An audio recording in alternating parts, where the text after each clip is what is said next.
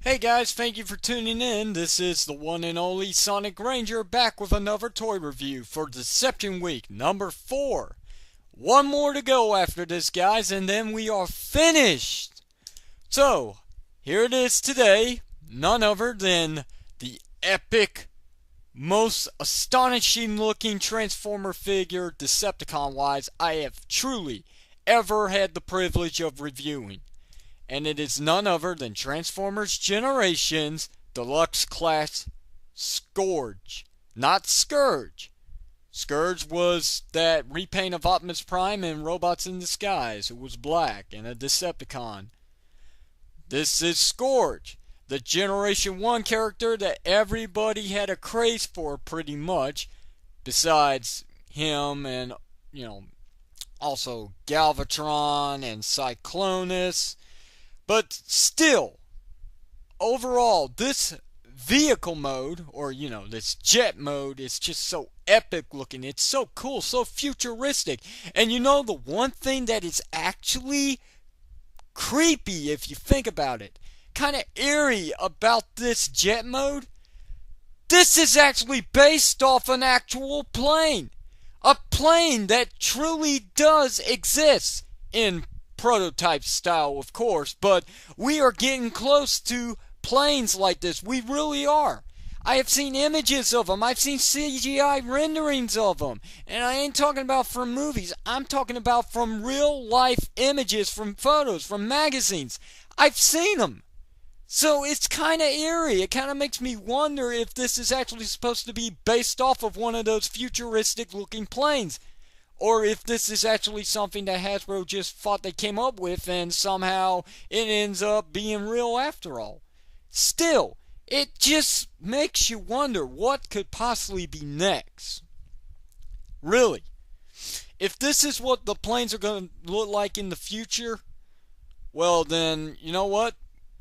I'm all up for it. I truly am. So, okay, anyway. Pretty much the jet mode is really amazing. The thrusters, oh the thrusters, they painted them. Yes, they are painted. They didn't skip out. That's the best part about the Transformers Generations line. Unlike the Dark of the Moon figures, it seems the Generation figures keep the quality to paint that, you would be expecting from a figure about this scale. Which is nice. It truly is. And that Decepticon insignia is painted on, by the way. So he's not revealed the shield. Just to let you know. Anybody that actually was wondering if this was revealed the shield, no.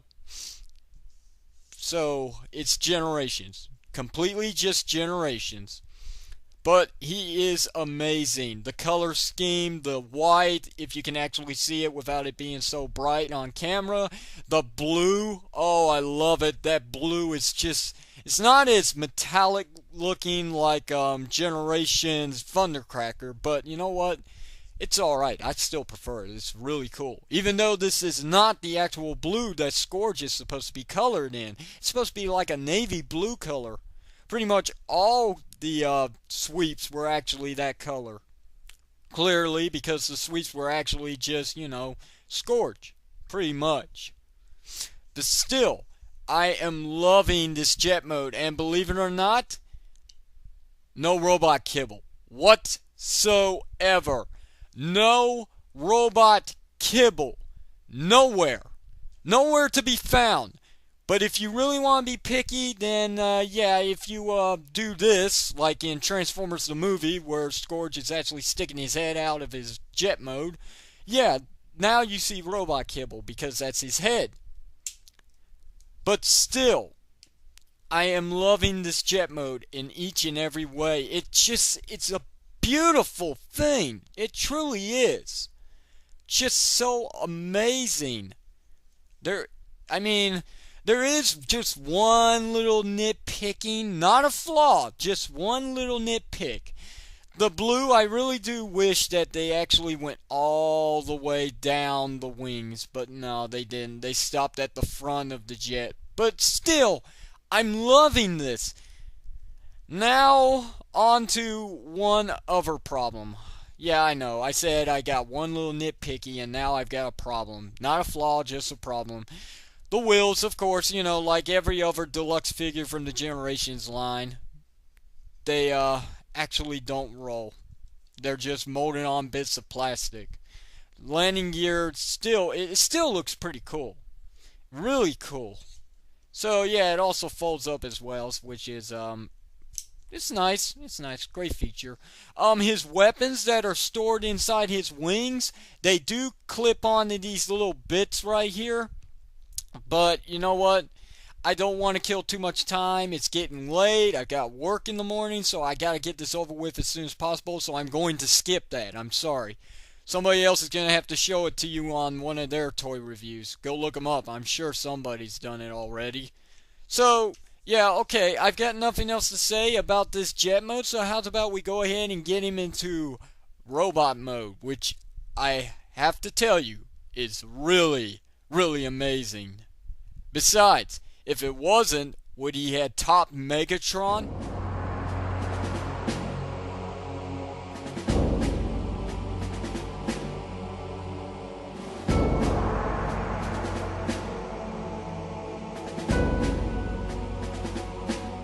Wow. Just wow. This is truly a homage to Transformers Generation 1. Definitely, this is what Scourge would look like today. This is amazing. It is a masterpiece. The transformation is a bit iffy, whether you actually like it or not, because sometimes it can get scary. You might actually think you're about to break the figure, because you're actually pulling on the joints a little too hard. But still, when you get him in his complete robot mode, this is definitely what Scourge looks like. This is definitely what you would think Scourge would look like today. It is amazing. All the detail that went into this figure, it's just so awesome. And, light piping! Okay, fine, I'm actually lying about the light piping. It is there, but you know what the thing is, though? I cheated. There is a problem with his robot mode, and it's not the body, it's his head. It's not the face. The face is perfect. That it definitely resembles Scourge. It's his eyes. They painted them clear. They didn't give him no paint. So why did I just say they painted them clear? They were just clear. I painted the eyes myself. I opened up the figure, I took the eyes out, and I painted them, and then I slapped them back in when they were dry. So let's get into it, shall we? Articulation, the head is on a ball joint. Goes anywhere, and you can even look really... It's on a ball joint. His shoulders, they are not on a ball joint, but they do feel like it. But they do go in and out, and they go just fine. A lot better than Dark of the Moon Voyager class Megatron. No offense. Also, his elbows, they swivel, as you can see. They also bend, which is nice. Not too far, but still very nice. Wrists, they rotate. They rotate. Why are the Dark of the Moon figures missing out on that? Besides Optimus Prime, of course. Why? Waist. It moves! Wow! The legs, they're on ball joints. Sometimes that can be a good thing, and sometimes that can be a bad thing. If they're loose, the figure's going to be very hard to stand. Luckily, though, this figure isn't too loose, so he's fine. Legs, they go up, they go back. really far. They go in and out, no problems. The knees, they bend, and of course they also bend this way too, but that's due to transformation. And the feet, they pivot up, they pivot down, then they go side to side. Awesome. Very awesome. And I don't think that's a ball joint either. No, okay, it's a ball joint. Alright. So, yes, he's got a lot of articulation. And the wings. Now, they can be very troublesome because they move around a lot. No matter how much you actually leave this figure standing or whether you're playing with him, the wings always tend to get in the way. They move around too much, and sometimes they can come off their little pegs. So that's a bit of a shame.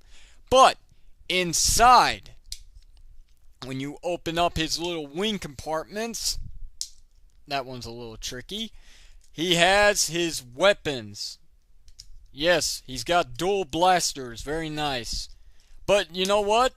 Something about these dual blasters, if you actually take a look at them, this is actually supposed to be his Target Master, if I am not mistaken. His Target Master sidekick, whatever his name was in Generation 1. But the thing is, though, Hasbro decided to just keep him as a weapon. He does not transform into a robot, which is kind of a shame, because it would have been nice. So, pretty much, Cyclonus is the only figure that actually comes with his true Target Master, buddy. That's what I'm going to call it.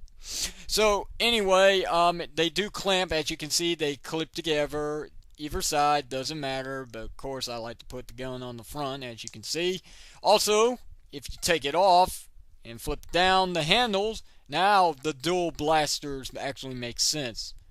See, you can actually put one in this hand, and you can put one, the bigger one, in this hand. The bigger gun always goes in the right hand, at least that's for me. I'll go ahead and show you exactly how these actually clip onto his wings in the back. If I can actually find it. Oh, yeah, that's right. Okay. So, yeah, I made a little mistake right here. So, this is going to be a little tricky. See, told you. They just got these little pegs in the little hole. Just, peg in the hole. If you can actually get it, that's nice. And there you go. See? That's how it works. Simple like that. And they come off pretty easily too, so that's a bit of a shame. So I'll go ahead and fix his wings if I can on camera. I've never done it before. Awesome. So yeah, weapon storage is amazing. They actually go inside the wings. Very nice. So you don't have to clamp them onto his wings in vehicle mode or, jet mode. If you don't want to do that, just put them inside his wings and shut up. Finish off with a size comparisons if I got the time, and yes I do. Size comparisons with none other than Transformers Generations Thundercracker. Love him! Get this! I truly recommend him. Transformers Generations line is not being disappointed whatsoever. Every figure I have so far, including the War for Cybertron figures / Cybertron Adventures, are awesome. They're all awesome. You can argue all you want about them, but the point is, no matter what you say, they are truly better than the Transformers Dark of the Moon figures. I am dead serious. Okay, his grade. You want to know what his grade is? Even though we had that little talk about his blinding eyes, Scourge is none other than a 5 out of 5. He's perfect.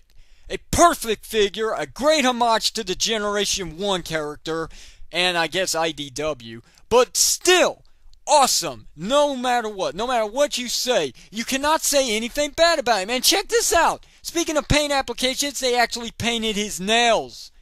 That is creepy, but cool at the same time. Truly is cool. There you go, guys. They are definitely well worth it. If you wanted my opinion, now you know my opinion, and hopefully you will go out and buy both these figures because they're both well worth the $8.99 price tag.